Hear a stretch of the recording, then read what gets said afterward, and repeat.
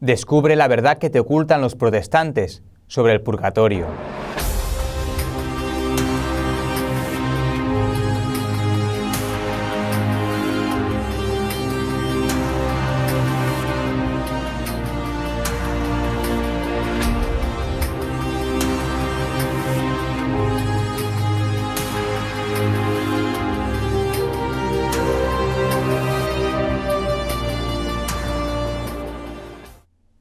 Insistimos en el tema del purgatorio, ante los cientos de ataques que recibimos a este canal, prácticamente a diario, donde se nos afirma que la doctrina del purgatorio es un invento de la Iglesia Católica.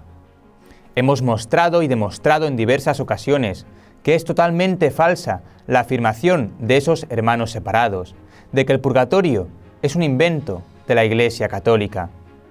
Existe mucha confusión sobre lo que realmente es el purgatorio por parte de los hermanos evangélicos y de otras sectas o iglesias cristianas. Hablan de una segunda oportunidad y cosas que no tienen nada que ver con lo que realmente es el purgatorio. El purgatorio es el lugar de la purificación final de los elegidos y es completamente diferente al castigo de los condenados. Los testigos de Jehová son especialmente insistentes, diciendo que esta doctrina del purgatorio no tiene ningún tipo de fundamentación bíblica y que el purgatorio se lo inventó la Iglesia en el Concilio de Trento. Atendamos entonces a lo que dijo el Concilio de Trento respecto del purgatorio. Habiendo la Iglesia Católica, instruida por el Espíritu Santo, según la doctrina de la Sagrada Escritura y de la antigua tradición de los padres, enseñado en los sagrados concilios y últimamente en este General de Trento, que hay purgatorio, y que las almas detenidas en él reciben alivio con los sufragios de los fieles, y en especial con el aceptable sacrificio de la Santa Misa. Manda el Santo Concilio a los obispos que cuiden con suma diligencia que la sana doctrina del purgatorio, recibida de los santos padres y sagrados concilios, se enseñe y predique en todas partes, y se crea y conserve por los fieles cristianos. Es decir, el Concilio de Trento no inventó la doctrina del purgatorio, sino que el fundamento del purgatorio aparece en las Sagradas Escrituras y en la antigua tradición de los padres. Y lo que el concilio hace es recordar una doctrina y mandar a los obispos que cuiden esta doctrina, la enseñen y la prediquen. Pero no se inventa ninguna doctrina del purgatorio. El concilio dice que tiene fundamento en la Escritura. Aquí es cuando muchos protestantes dicen que la palabra purgatorio no aparece en la Biblia, y si la palabra no aparece es que la doctrina de esta es falsa y un invento de la Iglesia. ¿Cómo es posible que seamos tan simples? Los católicos tenemos Biblia y sabemos desde siempre que la palabra purgatorio no está en la Biblia. Pero aunque no esté la palabra en la Biblia, sí que aparece la realidad del purgatorio. No está la palabra, pero sí la definición del purgatorio. La palabra hace referencia a una enseñanza de la Biblia. ¿Dónde aparece el purgatorio entonces en la Biblia? Por ejemplo, en el Antiguo Testamento, en el libro de los Macabeos. Claro que aquí no vamos a encontrar la palabra purgatorio, pero vemos que ellos creían que había un lugar de purificación, puesto que se envía dinero a Jerusalén para ofrecer sacrificios por los muertos. Por eso mandó Judas Macabeo hacer este sacrificio expiatorio en favor de los muertos, para que quedaran liberados del pecado. Leemos en 2 Macabeos 12:46. Este texto es clarísimo, tan claro que Lutero lo suprimió del canon bíblico, pues él defendía que no existía el purgatorio, y este texto simplemente le molestaba. Pero la realidad del purgatorio aparece en más ocasiones en la Biblia, por ejemplo en la 1 Corintios 3 del 10 al 15. Leamos lo que se nos dice aquí. Y si uno construye sobre este cimiento con oro, plata, piedras preciosas, madera, heno, paja, la obra de cada cual quedará al descubierto, la manifestará el día que ha de revelarse por el fuego. Y la calidad de la obra de cada cual la probará el fuego. Aquel cuya obra construida sobre el cimiento resista, recibirá la recompensa, mas aquel cuya obra quede abrasada, sufrirá el daño.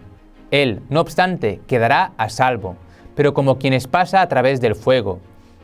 Vemos cómo San Pablo aquí habla de un fuego que purifica nuestras obras. Lo que está diciendo San Pablo es que después de esta vida terrena se les dan castigos temporales impuestos por faltas graves. De estas afirmaciones podemos concluir la existencia del purgatorio. También en Mateo 12:32 se dice: al que diga una palabra contra el Hijo del Hombre, se le perdonará, pero al que diga contra el Espíritu Santo, no se le perdonará ni en este mundo ni en el otro. Esta expresión deja claro que en el otro mundo hay pecados que se perdonan. Esto no puede pasar en el cielo, puesto que no puede entrar el pecado en el cielo, y tampoco en el infierno, donde no hay posibilidad de perdón. Ese lugar donde se puede perdonar pecados es lo que nosotros llamamos purgatorio. Dice San Agustín: no podría decirse con entera verdad que algunos pecados no se perdonan ni en este mundo ni en el futuro, si no hubiera otros que pudieran perdonarse, ya que no en este, por lo menos en el otro. Hemos visto que el Concilio de Trento afirmó que la existencia del purgatorio tiene un fundamento bíblico. Hemos visto que es cierto. También afirma el Santo Concilio que esta era la creencia de los padres antiguos, y así es, como por ejemplo Clemente de Alejandría. Decía: el creyente por medio de la disciplina se despoja de sus pasiones y pasa a la mansión mejor que la anterior, pasa por el mayor de los tormentos tomando sobre sí el arrepentimiento de las faltas que pudiera haber cometido después de su bautismo. Es torturado entonces todavía más al ver que no ha logrado lo que otros ya han adquirido. Los mayores tormentos son asignados al creyente porque la justicia de Dios es buena y su bondad es justa, y estos castigos completan el curso de la expiación y purificación de cada uno. Estamos en el año 150 o 215 aproximadamente. Vemos que ya Clemente de Alejandría habla de un lugar de la expiación y purificación de cada uno. También podemos fijarnos en Orígenes. Decía: si alguien parte de esta vida con faltas ligeras, es condenado al fuego que arrasa con todos los materiales combustibles y prepara el alma para el reino de Dios, donde nada impuro puede entrar. Porque si sobre el fundamento de Cristo has edificado no solamente con oro, plata y piedras preciosas, sino también con madera, pasto y paja. Orígenes, también en fechas muy cercanas a los primeros cristianos, utiliza la primera de Corintios 3, del 12 al 13, para argumentar que existe una realidad llamada purgatorio. Y podríamos seguir citando muchos otros padres antiguos que hablan del purgatorio. Más adelante publicaremos un vídeo en el que hablaremos de todos los padres que hablan de esta realidad en los primeros siglos del cristianismo. Lo que debemos entender de todo lo dicho es lo siguiente: el Concilio de Trento no inventa el purgatorio, sino que la existencia del purgatorio tiene un fundamento bíblico. Y además, hemos de afirmar que los padres antiguos ya hablan de la realidad del purgatorio en sus escritos. Por tanto, nos debemos preguntar: ¿quién tiene razón? ¿Los que en el siglo XV o XVI o XXI niegan el purgatorio, o los que hablan de la existencia del purgatorio fundamentados en los escritores cristianos más antiguos que tenemos y en la Sagrada Escritura? Yo me quedo con el testimonio de la Biblia. Yo me quedo con el testimonio de los santos padres.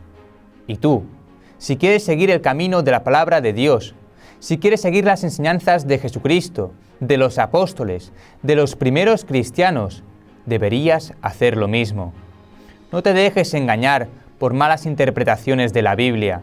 Muchas gracias por tu atención y por haber visto este vídeo hasta el final. Solo me queda pedirte que ores por el sueño de Tectón, el hogar de San José. Estamos intentando abrir este hogar, que pretende ser un hogar de misericordia, para ayudar a las personas necesitadas, un hogar para acoger a los pobres y darle los medios para encontrar un trabajo, una estabilidad. Pero además, que el paso por este hogar signifique un encuentro con Cristo, un acercamiento a la vida de la gracia de Dios. Por todo ello, te pedimos oraciones para que este hogar sea una realidad y te pedimos que entres en nuestra página web www.tecton.info y te informes de este hogar y si quieres ayudarnos, no solo con tus oraciones, que es lo más importante, sino también con un donativo. Muchas gracias y que Dios te bendiga.